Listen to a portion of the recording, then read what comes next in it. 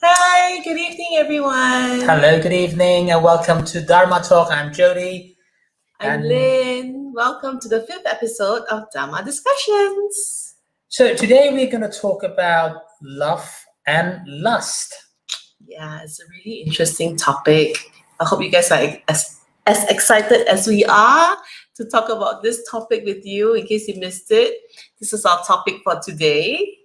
All right. There's many ways for you to join in the discussion, yeah? Please feel free to leave any comments you have on the Facebook Live segment here, or you could also just WhatsApp us. We have a number. You could WhatsApp us and we will not mention your name down there, just your comment. We're going to mention your comments over there. The number is right here below. It's scrolling down below. Just note it down and you can just WhatsApp us any comments or questions or anything you have. If you're a bit shy, to do it through the Facebook comment page. All right? We just really want the session to be really interactive. And the best thing is to make it really safe for everyone to just express themselves very freely in a respectful manner, as well as to hold back any kind of judgment from anything that we have, especially on this topic, which is a bit, some people get very excited. Some friends mention, oh, you guys are going to talk about lust and love. Yes. Well, first, we talk about lust, right? Lust is one of the 7 deadly sins. So what is the definition of lust? Let's just get it out of the way. Make sure that we have the same understanding. Okay, definitions. I think it's important to just get the definitions right. Okay, so quickly, lust means intense sexual desire, intense sexual appetite. Yeah, it's to have an intense sexual desire for someone. You could also have a great, lust for life as well. Mm-hmm. Okay, but obviously today we're talking about the lust part is the sexual desire for someone. Yes, for someone. So why is it a deadly sin? There's 7. This is one of the 7. So if you Google it, it's a long paragraph to let you know that having this desire, sexual desire for someone is a very selfish thing. And that's what the definition is. Sexual pleasure as well. Yeah, I think in a lot of sexual pleasure and sexual desire in terms of the Christianity. I don't think it's just only Christianity. In almost all sorts of religions. 7 deadly sins. Yes. Lust being one of them. Yes. So I don't know the reason why. They have their own reasons. But So as a quite Catholic, often- you feel torn to have sexual desires, strong sexual desires, and also do you feel that you're being sinful, like you've sinned, you've done something wrong? I don't think so. Well, the way I see the religion is very different. I look at the teaching, and to me, the teaching of my religion is all about love. Am I executing? Am I practicing love? Am I hurting someone? So when I went to Catholic school, of course I've heard about the 7 deadly sins, lust being one of them. I always thought that you shouldn't lust over someone else's wife, you shouldn't lust over someone else's spouse. I didn't think that you yourself should not have any sexual desire. And I go read up on it, but it's true. Lust actually means that you should not be having any kind of sexual desire. I don't see the reason of that. I don't see why not. Yeah, so then it talks about this, right? Which is, let's discuss, since you bring this up, like sexual desire itself and pleasure is considered a taboo for some. Yeah, is it the same for you guys? I mean, could it be like that for you, that you can't even desire it, though it's a very normal desire biologically that we will have and feel? Yes. So some teaching actually did say the sex is only for the sake of reproduction. That's the only purpose of it. Anything other than that should not be there in the first place. So sex is only for procreation. Yeah, and I personally don't think so. Yeah, it's meant for it as well, but it's also meant for pleasure, isn't it? I think humans are the only one who's, I think, in the animal world. I think there's few other animals, but we are one of mammals who are able to enjoy it. Yes, but not just simply enjoying it, but to me, it's something quite sacred in a way if you treat it with respect. Right? So it's not just simply an act out of physical pleasure, but it can build onto it. Maybe that would be the discussion that we have for today. Yeah, I think for those in the more spiritual realm, even sex could be some way of healing as well. That's what we call sexual healing, and it can be very, very spiritual as well. It can go to that extent, but we're not covering that today because it's not our forte. But I've heard it, and I've been to sessions where they discuss things like that. Yeah. Yeah. So Okay. coming back to this, let's have a quick definition of what love is. Yeah, so you talk about sex and love. And the question is, are they mutually exclusive? Right? So love is basically a tender, passionate affection for another person, a very warm, nice feeling to feel loved, to be loved, etc., etc. Yeah. So then my question is love and sex mutually exclusive?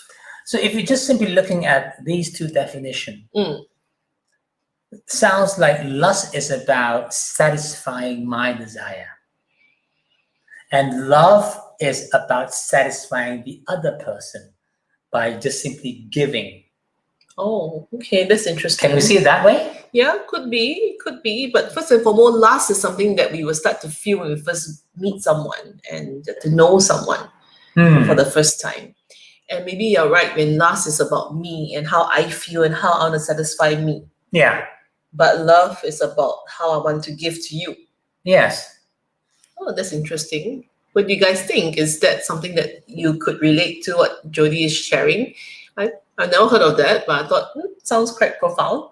A good quote. And then we have a hello from Rina. Hello, Rina. Hi, Rina. Hi, and Sean. Why are you nervous?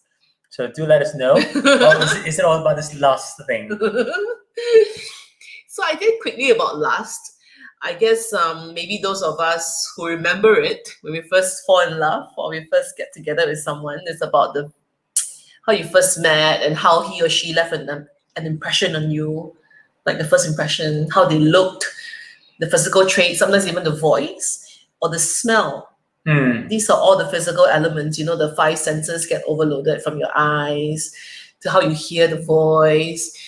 And then, of course, you have your scent. You don't know it, but unconsciously, some of us like the smell, right? I'm attracted to scent. So scent is something very important to me. And then, of course, lastly, the taste and touch.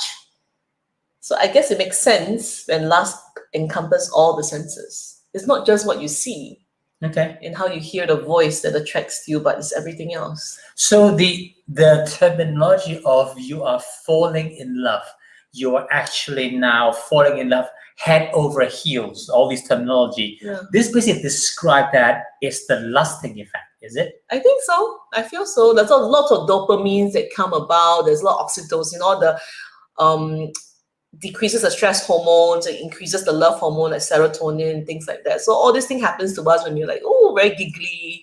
They just get to know each other. Yeah. Exciting period. No? And also that's where the romance kick in, right? Yes, romance can come in. The romance attraction comes in. Sometimes the attraction can be also rejected, and then you get so obsessed over someone you can't have because you just want that person so badly. And when the person rejects you, you get so heartbroken. Mm-hmm. I can totally relate to that. Yeah, so that kind of love becomes a bit obsessive as well. It can be at that period of time. Yes. In the beginning, when it's so wild, it's huge adrenaline rush, you know what I mean? And you just desire the person all the time. You think about him or her all the time, and you just want to be with her all the time. So that's purely the lust part. Yeah. You don't necessarily want to have sex all the time, but you just want to be with her all the time. Is that you want to be with that person? You have to be with that person. Yeah. You know, that kind of. Yes. Total irrational behavior. Yeah, you just can't eat, can't sleep. Sometimes not to the extent, but you know what I mean, right, guys? Yeah. Okay, so there you go. So that lust, can a relationship, isn't that what a lot of people say? If the relationship can stay with that forever, wouldn't that be great? Would it? I don't know. Would it? To be like that? All right.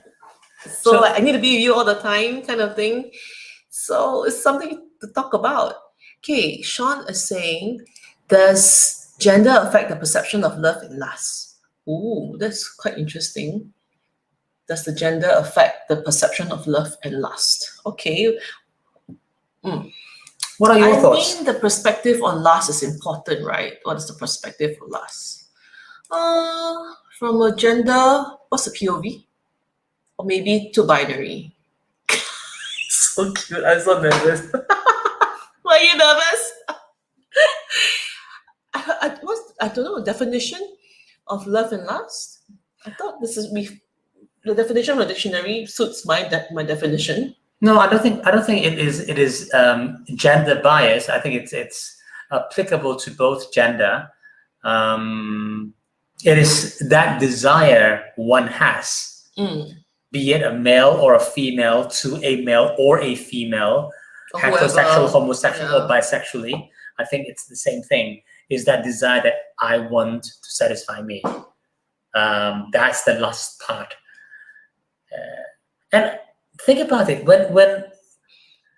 When we fall in love with someone, the relationship we talked about, we remember a big chunk of it is about that lusty memory that we have. Is it? Yeah, I think that passion, the irrational behavior. I think it was quite rational. Yeah. But so why is it wrong? I don't see it being wrong. However, if a relationship solely built on lust, will it work? You know, lust is fun. I think the thing about lust that I enjoy is that it's the fun, it's the novelty, is fun. But it's definitely not the glue that binds us for the long haul. But it's something that I don't know whether I can live on that all day. Why not if we can just simply live on fun? I don't Would know. it last? I don't know. It feels exhausting. Could be. But But it's statistically, fun. Yeah, but I don't know if I can have fun all day, all night, but I want to have fun sometimes. I want that. You know, I still want it to be fun. I think love is different than lust. I think they're not mutually exclusive, but can we have them both? yeah, that's true. So if it's just lust itself, can the relationship last? How Yeah. long can a lustful relationship? So the question is to discuss is, can you have lust with no love? Of course you can, right? Yeah, but would that become be like a long-term sexual relationship? relationship, like, you just really with each other for the sex. Yeah, that's true. So it's like many one-night stands, right? Or So- with the same person. Yeah, to the person you desire. Yeah, I like you, I just want to have sex with you. And then we meet often to satisfy each other sexually. But Okay. that's it. But I like having sex with you, and then that's it. Hmm. Nothing else. I don't know about anything about your life. I just enjoy meeting you and physically pleasuring myself and you. That's it. Well, no, but if I just want that, it's just satisfying me. I don't really care about you. Okay. So unless the other person felt the same and happens to be the satisfying act, But it's just physical. yeah. Then can you have love with no lust? Can we have love with no lust? I'm sure we can, but isn't that just simply friendship? Very strong friendship, perhaps. Yeah, soulmate, for example. Yeah, I have a couple. I mean, like EO, my friends and the guy friends in EO in the same forum, we're very close. We discuss a lot of things intimately, but we're not sexually attracted to each other intimately in any sense. Not physically intimate, just emotionally intimate. We share a lot of things mentally intimate, but not physically or sexually intimate. Oh, yeah. Yeah, so I think that's possible too. So here we go. If we just have lust, so basically what you have got is just simply one night stand Correct. or many one night stands. True. If you Which is just possible. Some people enjoy it that way. Yeah. Why not? Not for me, but who knows? For And some if you others. just have love, then you just simply have friendship. Yeah, but a nice deep friendship. So if you have both love and lust together, then you can possibly have a relationship. Quite a nice one. Yeah. But is it enough for a marriage? What do you guys think? What do you guys think? If you really have love and lust for your other half, is it good enough? Is it enough for a marriage for the long haul? So here's the interesting part. So while I was going through my first divorce, and I was going through this marital counseling, and my counselor basically shared that with me. There needs to have 3 components. 3 components. Okay, hang on a minute. To actually maintain a marriage, right? So I mentioned about the lust part. The lust part, if you just have lust, then it just simply one night stands. And if you have love, then it just simply friendship. And there's a 3rd component to make it glue together. Like my 3-legged stool. Yes. You got love, you got lust. It's great. Yeah. But there's still one more element to make it strong. Correct. So what you guys think? Let them guess. Does anyone? Marriage is a religious construct. Like a contract? Contractually? It's a contractual part. Is that Yeah. what you're trying to say? I think maybe, yeah. So what the marital counselor told me was it was the commitment.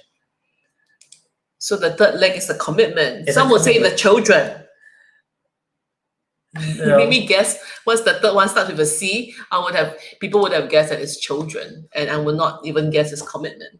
No. Okay. I will see that children is not, because that's our parental commitment to each child. We don't have to be a couple in order to be there, although it's not ideal. Sure. Some couples have no kids, so that could be the 3rd leg. Yeah. So I think it is the commitment that we have for each other in the event of when the love or the lust or any or both of them gone missing. Are we going to do something about it? I think that was the only thing that was holding on to our marriage, and it was basically dangling on a very thin line. And of course, in the end, it didn't work out. Okay, so just to understand it, if we have children, we are committed to our children as a mother to my kids, as a father to the kids. Not the marriage. Yeah, so whether we are together or not, we are always committed to our children, full stop. Yeah, that's the commitment for our kids. Yeah. That's that commitment. So now it's the commitment to each other. Correct. to each other. But what do we commit to each other? I think that's the part that we need to have an agreement, right? Is not committing to a piece of paper, but is in the event of something goes wrong, are we going to be honest to each other to talk about it? Yeah, I think commitment is not to a contract.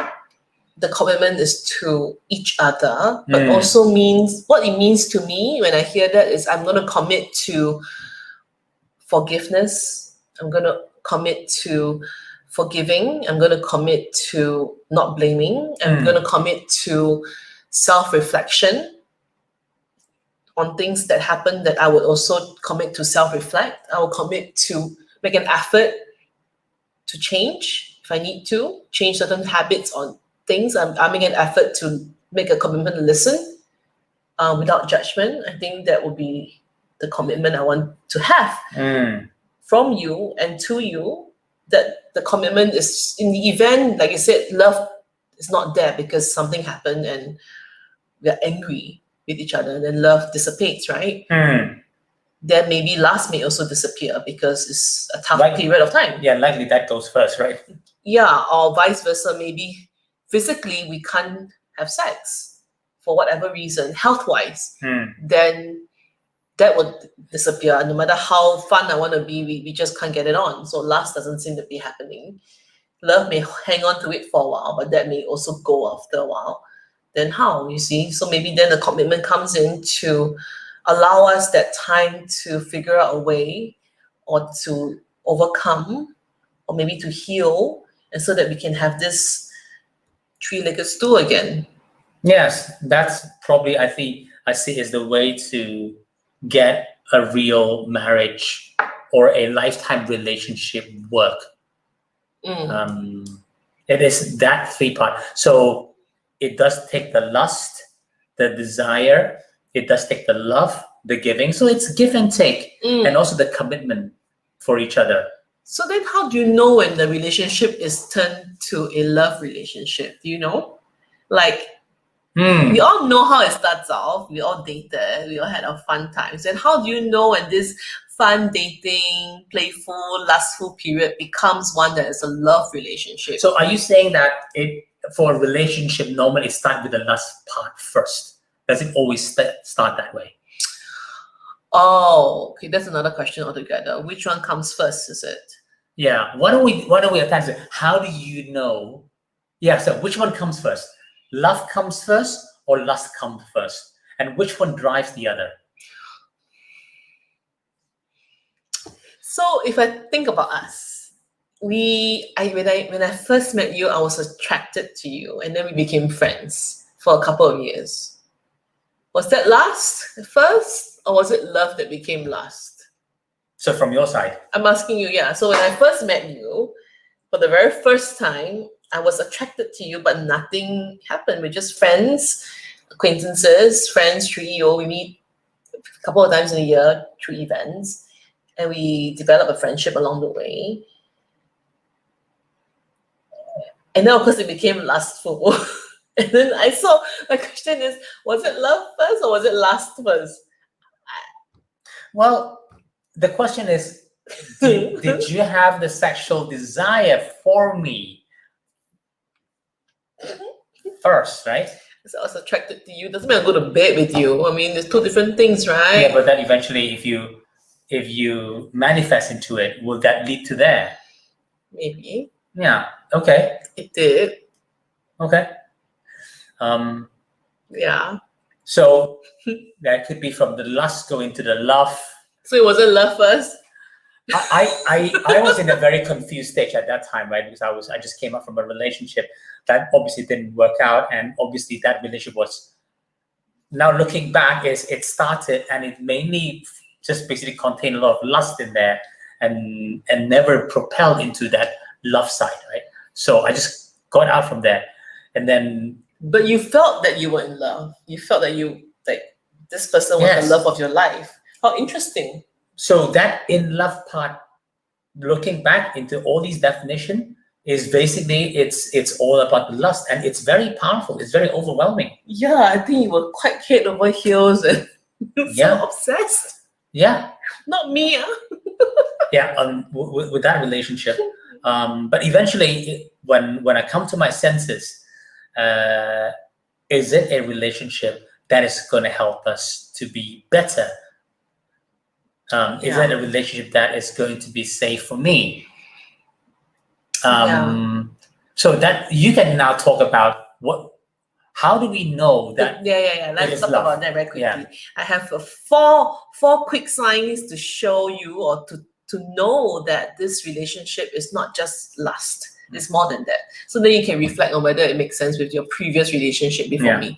So number one is you want to introduce them to your loved ones. Like you would want to introduce them, not like after years, but within months, you want to introduce them to whoever is close to you. Did you do that? Not at the beginning stage, no. Maybe you're in a precarious situation, but I know you introduced me to your church people first. Yes, I did. And then a couple of months later to your parents. Yes, but I talked about you to my parents. That's so sweet, right? It's like second month already, you know. I was like, what? So anyway, so so okay, that's one sign that you really want to show them off, or you want to really show the people that you love in your life this other person. Yeah, to kind of get their feedback and their point of view. That's one of the signs, Yeah. So another one is the second sign is when two becomes one. I call it when two becomes one. What does it mean? Is when you're speaking and thinking like a couple. A lot of we versus I. The language of we comes out more. Your lives are intertwined. When you decide on something, you kind of like check the other person out first. You don't have to, but you kind of do. Then you start to feel like you kind of come together like this, your lives. You're not going like that. You're going like this together. Okay. Yeah. So the third one, which I think is one of the things that I really enjoyed about us, is the part that I feel safe to be me. And what I meant by that means that, how do you know what does that mean by safe to be me? I feel safe, but it's what can you guys really share in how wide your subjects of discussion can be, how wide-ranging they are, and how deep you discuss it. So think of it like an onion. Whether you can do deep sharing, where is it like a just superficial things, topics, which is fine and fun? Is it personal topics? Or is it like really intimate and really deep at the core, like an onion? So major things and secrets or dreams and desire, deepest fears and vulnerabilities, can you share with this other person without fearing being judged and things like that? So I think when that can be established, is to me was one of the biggest signs. Hey, we can talk things out, and when we don't agree, we can still talk things out, and I think that was important for me. Yeah. So those are the signs that you know that you have gone beyond the last stage. I got one more into the last stage. Okay. I got one more. 4. I got 3. One more. The fourth one, which I think is also really important, which is the next step moving forward, which is really the both of you growing together.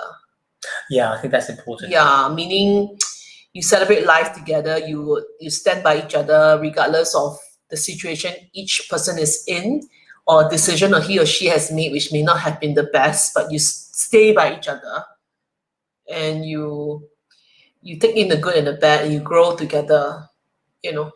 So to me, these are the 4 signs which this relationship is taken a turn for the love and not just the lust. Okay. What do you guys think? Anything to add? Yeah. Spring onion or red onion? Very cheeky today, huh, Sean? Red onion. Onions are an aphrodisiac, FYI. It's true. In some religion, can't eat onions. Yes, they actually ban you from eating onion because garlic and onions. Yes, it's interesting. I don't know why they. I love onions. We love onions. Okay. So going back to the love part, that you know that you have gone beyond the last part, and now you're actually into the love part, right? So lust itself, how long will it last? Okay, so what I've researched a bit, I think about a year. Is that it? Also, yeah, about a year or so. What happened after that? what happens is you become so comfortable with each other. You're so comfortable, you're so secure. And when that happens, boredom sets in, right? Because you kind of know each other out after a year intimately together. I mean, you could be 1 year distance apart, right? Dating, but then you're 1 year closely together. After that, everything just comes. So when boredom sets in, Boredom so sets in. then you feel basically secure. lost the very thing that holds you together, Yeah, which the is the fun lust, part, right? The fun yeah. part. Correct. And that's the reason why it breaks out. It breaks the relationship. Yeah, that's right. Something like that. Okay. Of course, also depending on your age and your lifestyle, etc. Then So about a year, max 2, and then it will just simply that's survey wise, like the the frequency of sex drops. Okay. Yeah, after the first year or so. All right. So if you just simply have love, can you then grow lust?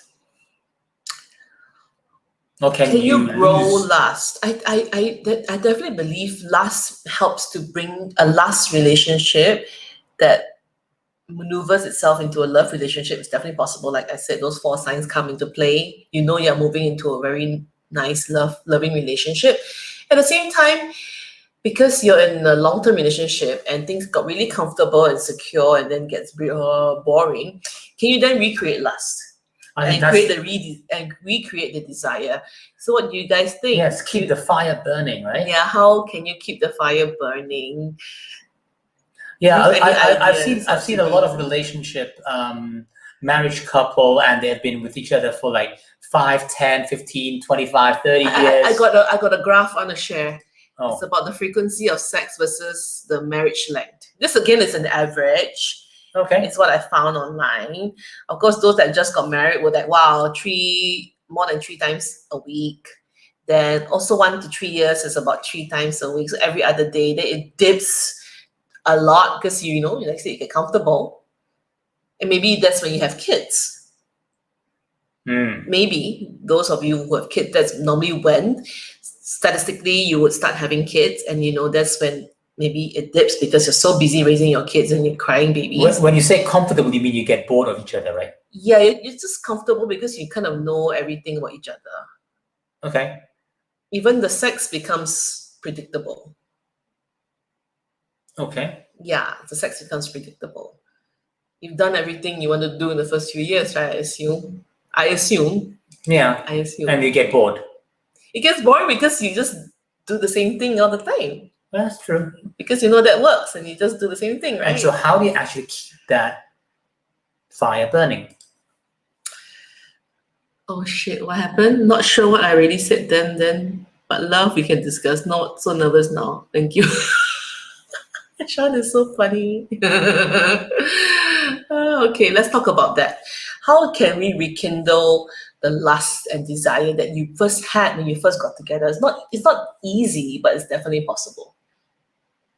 So you're gonna get there now. You wanna talk about that now? Okay, we should talk about that now. So I found 3 things which I felt made a lot of sense, and these are the 3 areas which we could definitely work on. 3 sources of activities that we can, as a couple, we can do to rekindle the same, or maybe get more of these sexual desires back, the lustfulness that you first had when you first got together. Yeah. Again, understand that you've been together for a long time, like 5, 10, 15, 20 years, right? So you just want to have moments of this. And don't think that you're going to get back to the first 1, 2 years of it. Let's just set our expectations right. No, I think it can transform into something different, right? Yes, that's right. Okay, so let's talk about the 3 areas that we could explore. Okay, are you guys ready? The first area is novelty and exploration. So what do you think that is? Okay, tell us more. What is novelty and exploration? What is it that we need to go and explore? Novelty obviously means something new, and the sense of exploration means to seek out something together. Yeah. The 3 things here that I'm talking about, nothing is sexual, okay? Just so you know. There's nothing here I'm going to talk about is sexual, but it's going to lead you there. I hope, but it's not sexual. Okay. Okay, so the first one is about novelty and exploration. What it means is really doing something new together. You know, like 老夫老妻, old husband, old wife, been together a long time. Let's try something different. Like, you know, even though you're stuck in your own country and you can't travel out so much, maybe you can just be tourists of your own country, get a map and explore the country with new eyes. Yeah. Take a bus tour, like a tour bus, like tourists, wear a hat, buy some flowers, you know, really behave like you're seeing something for the first time, even though you lived in the country or the city for all your life. Take up dancing class together, for example. That would be really fun. You know, take up dancing class together. Eat something, go somewhere and eat that's different, or, you know, just go to the park and have an ice cream together. Do something maybe you used to do before, but you stopped. So it's about novelty, it's like exploration, maybe do a treasure hunt, etc., things like that. Yeah, here she says, must spend time alone without the kids and try to get it done once a month and need to be creative and have fun. Yeah, absolutely right. It is true. So we have our date nights. So having the kids out of the way, and then we just simply do something random. Just the two of us spend the time. Yeah, I love just go and watch a movie, to the actual cinema, and then have dinner afterwards, and then walk back home.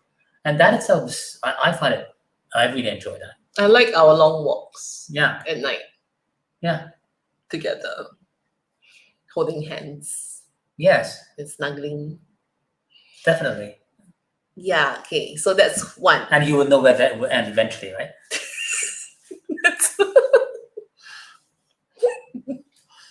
Okay, number two, the two source. So the first one, you know, novelty and exploration. I mean, really to explore things together. Okay, that's the fun part. The second one is mystery and surprise. Okay. Yeah, do something that's wow, something that is unexpected. Like he or she has never done before, never seen you in before, you know? Oh. Yeah, like make it fun. Like flirting with each other for the first time, arrange to meet somewhere and then not know each other, role playing. Up to you how sexy you wanna get, but you know, just the role play, make it fun, make it mysterious, make it surprising, show up at his workplace, send him a sexy flirty text in the middle of the day, you know. Yeah, I think that is fun, but we are asking you to dress up in that briefs. It's just for me, right? True. Not for anyone else. I mean, who else can you play out your fantasies with if not with the person closest to you? I don't think it would pass me.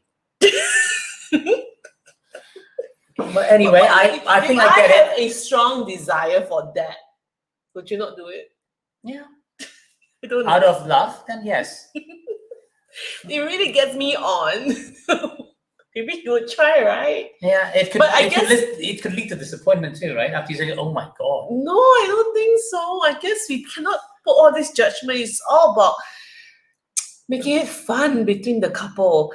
I remember this video I watched on Facebook. It was done, and then it's like couples who, you know, what they do to each other. And I mean, I seen the video, and quite wild things between the couples, and they seem to have a lot of fun. It's just whatever works for you guys. And I think it's getting to the level of intimacy where you can share what you truly want and find a way to be able to manage it.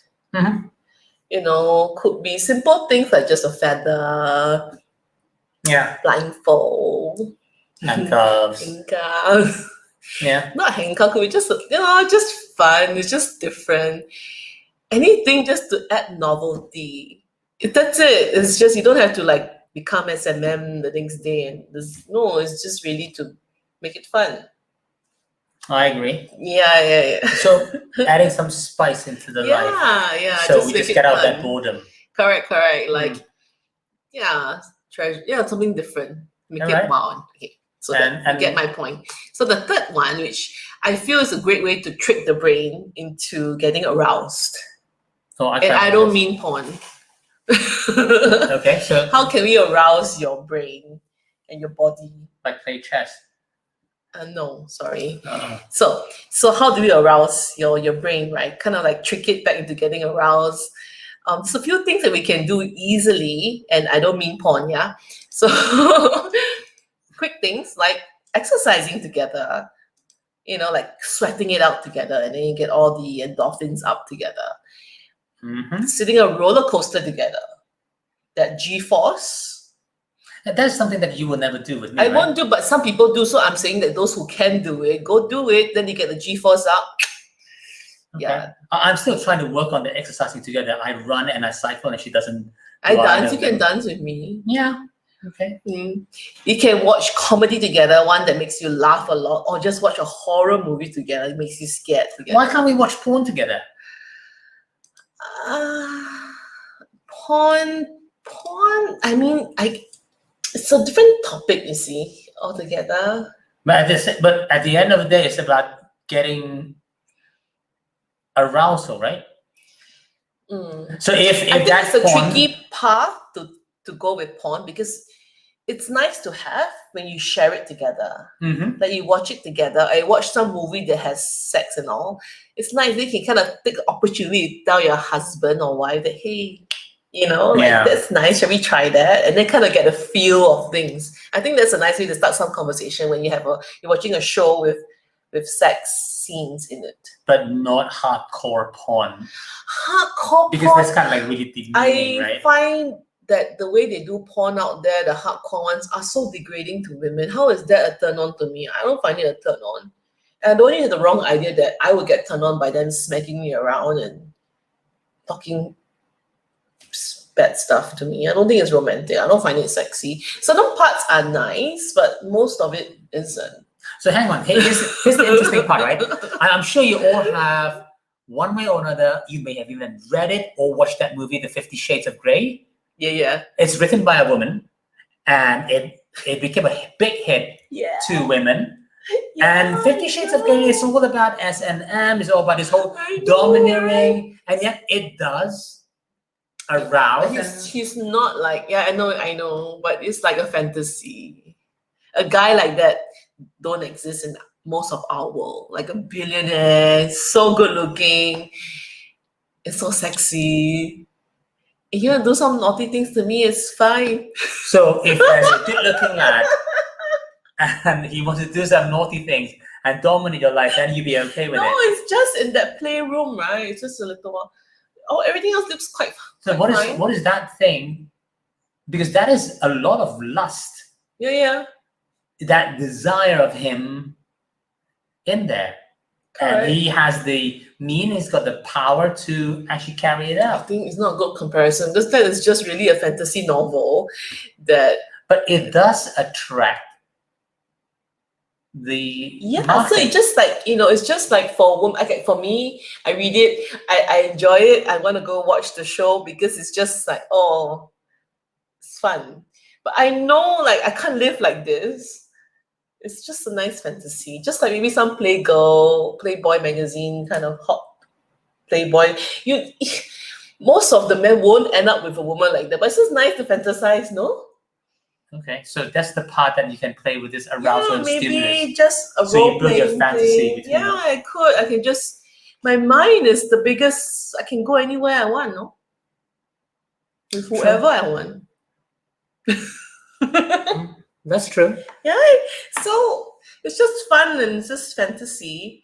I don't mind playing around with that. I may like it. I don't know. So just basically go and explore. Yes. Put some excitement, have some fun in it. Yes. And then the sexual part will somehow come out.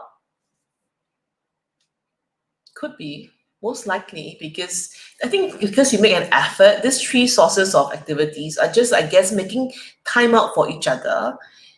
These are just some ideas, but you can do it your own way. But I think making time out for each other to show that you guys care and want to do something together which you're both interested in, as long as anything that creates fun and laughter and connect you guys, it's really a way to go. whatever it may be. If chess is the way to go, then play chess. I don't know. Tennis is the way that gets you going in the court and out of court. It's fine. Yeah, I am struggling now to get myself a tandem bike so we can go riding together. So she can't ride a bicycle. So I'm going on a tandem bike. Girls like in porn don't really exist. Exactly, they don't exist, no? So it's just fantasy. But I like movies with like a bit of soft porn. But I really enjoyed shows like that, like Spartacus, a lot of naked women and men and lots of sex. I love it.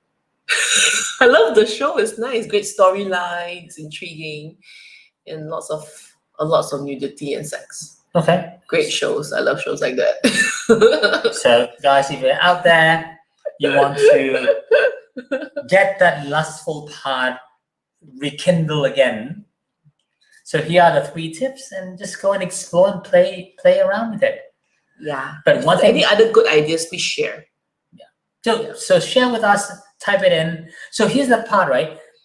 We talk about it, that 3 component, love, lust, and commitment. The commitment is just being honest to each other. We commit to each other in that sense. But for the love and lust, if one component go missing, we will need to have to start from the love first. We can't start from lust. Yeah, even though most relationships started with lust and it gradually went to love. And along the way, we lost ourselves or we got too busy for whatever reason, and that's fine. Life takes over sometimes. It's okay. I think most important is that we are aware of it now, and we're going to do something about it now. And what's in the past is the past. I always feel like any marriage or relationship can be worked on as long as both parties want to work on it. Yeah. And not like, okay, you go work on it. I've done everything I can. Okay, Yeah, you go do it. That is a bit difficult. No, it doesn't work. You have to have both parties to work on it. Yeah, sometimes you may need a third party to help mediate, or a therapist of some sort, and that's totally fine. An independent party, not a third party. Yeah, sorry. yeah. Good catch. Independent party, objective, paid therapist, qualified person to help. Yeah. And I think there's no shame in that. If I feel that we need it, I would go for it. Yeah. Anything to keep the love marriage going. Yes. It's important for me. And equally important is if your marriage just simply hang on with the love part and you've lost that lust bit. Yeah, is it dangerous? And just stay on for the sake of, I don't know, because we are... No, there's an interesting saying that some people actually started cheating because they want to stay in the marriage, because they want to save the marriage. Yeah. So that happens, right? It's because there is a desire and need that's not fulfilled. Yeah, and I cannot express that with you. I cannot build that with you, and so I'll build it with someone else. But I still want to be with you because I do love you. Yeah. So coming back to that little stool that we created, love, lust, and commitment. I know of a couple. I know of some couples who have really deep love for each other and are very committed to each other and their family, but they have no lust for each other at all. So they agree that we're going to fulfill our lust with someone else, but they still love each other deeply, and they're really there for each other. They're very solid. So I guess it works depends on you guys, but whoever, whatever works, but both of them want it the same way. Yeah. I think that's always the key, is both they want to seek for their fulfillment in lust elsewhere. Yes. But with each other, they just want to stay in love and stay with the family, and they're very happy. They're like happier than ever before, and they share about their experiences with whoever together. I think that's beautiful. It's their own way of doing it, and they're happy, and that's fine, right? But I think what doesn't really work is treating this whole lustful thing or this whole sexual thing something bad Or something wrong. Yeah, remember the movie we watched with Robert De Niro and Billy Crystal. Billy Crystal? I've forgotten the name of it, but it's a very old movie. Yeah. Yeah, so I remember him, like, after the husband and wife together, they're great. They got married. They have kids. So when the wife comes up having the kids, what happens is sometimes the woman feels, oh my God, I'm the mother now. I can't do all these lustful things. It's like, it's a bad thing to teach my kids, like, to have sex. And for the men, they feel, oh my God, now she is the mother of my Yeah. children. Okay. I cannot do this to her. So It's like and as a wrong. result, the whole sex bit. Can you repeat that line from the movie? Oh well, I'm not sure whether this goes on Facebook, right? Okay, then maybe not. Yeah, like go and watch that. I forgot her name. How? I think it's as good as it gets. Is it as good as it gets? So where Billy Crystal plays a shrink, and Robert De Niro is Some guy. He plays I think he's a gangster, right? He's the head of a mafia. So she said something like, "How can the very mouth of that woman who kisses my kids goodnight." Yeah. Anyway. yeah, something like that." So because of that, he can't do it with his wife, because suddenly now after kids come into play, not only of course the physical tiredness and everything, maybe some women don't feel attractive. Like for me as a woman, sometimes I don't feel attractive. I don't want to do it because I feel fat. I don't feel attractive. I don't feel I have the mood for it. Yeah. And that happens. I've also heard stories like they blame it. The man still wants it, but the woman doesn't need it anymore. It's not true. Sometimes it's the reverse, where the husband just has no interest, like totally no interest, and you like try to initiate, and they have no interest, and that really, for me, it felt like I felt ugly, and I felt unattractive. I felt unwanted. Mm-hmm. So it's not always the guy who wants it and the woman doesn't. It could be the other way around too. So sexual desire exists in both gender. Correct. Maybe the expression of the desire itself could different, but nonetheless, the desire exists in both gender. Yeah. And if the desire is not met, there one way or another, it's going to get fixed. Yeah. So there was a saying from a therapist to say, you better go home and make love to your husband or to your wife, if not someone else's will. I agree with that. Yeah. I tell I tell myself that sometimes to remind myself. Yes. But do go, you have go get in the bed with your husband now? Before someone else do it for you. I'm like, shit, I don't want that. I'm so competitive. No, it's mine. So keep working on that desire. There's nothing wrong with it. Yeah, I think I know of some, like they have kids and all, then they're like, oh, now they put their wife on a different plane. So my wife is the mother of my kids. So I can't do all these, I can't play out my lustful sexual desires anymore with her. Or vice versa. And if that happens, what do they do? Maybe they need to seek for help. To come to terms that it's fine to be parents. Maybe just learn how to lock the doors properly so we don't get surprises. So our kids like to walk in on us, so we also have to learn to lock the doors, things like that. Or find a time for yourself out of the home. So your home is the environment where you have to behave in a certain way. Maybe you leave the environment and go have a staycation somewhere, or just go to a love hotel for a few hours. That's fun, right? Yeah. I think that's exactly what I think Rebecca mentioned, right?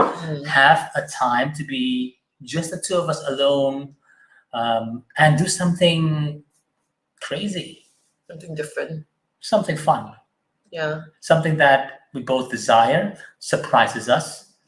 And that's how we keep the relationship fire going, and not just simply a boring friendship. Or companionship. Yeah, that part is equally important. But I think having both the love and lust, if we were to describe lust is something that I take and love is something that I give, I think every relationship, it does need to have the give and take portion. Equally balanced to make it work. So yeah, and for me, I feel like sex is really important for a couple's happiness. But I think the relationship's happiness will lead to better sex and more sex. Yes, and then better sex will help us to build on that intimacy and build into more love. So it's like a nice cycle that Yeah. goes round and round. Yes, it does need to have both components. So any more comments from you You're guys? so crazy, Jody. what do you mean? How is he crazy? Tell me. Is there something I should know? Okay, so before he shares with us what he means by you being crazy, you have something up for our audience. Do you have something planned for our audience, like a workshop, a masterclass this coming Tuesday? So next Tuesday, I'm going to talk about changes. Change is something that we feel uncomfortable about most of the time, and quite often scared about. But yet it's something that we can't really run away from if you think about it. So how do we actually face changes? It's something I want to share with you guys. I see. Yeah. So that will be for this Tuesday, right? Yeah, it will be Tuesday. Is there a time set for that? 4 o'clock. At 4 o'clock Singapore time? Yes. All right. It's in our it's in your Facebook, so they can go check it out. It's already there. The event is there, so you guys could join us. Join him. I'm not going to be there. It's just him. He's going to do regular master classes like this on different topics.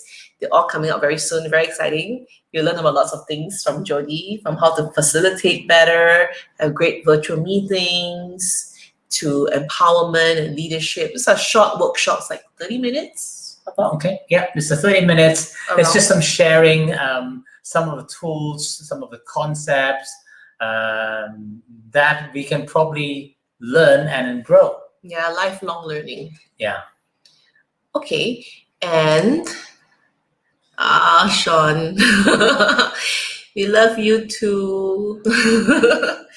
And for next week, next Saturday, we're going to have another topic. This is a topic that Jody chose to talk about. What is it? Marriage and flirting. Yeah. When does flirting become cheating? And why do men and women still flirt after they're married?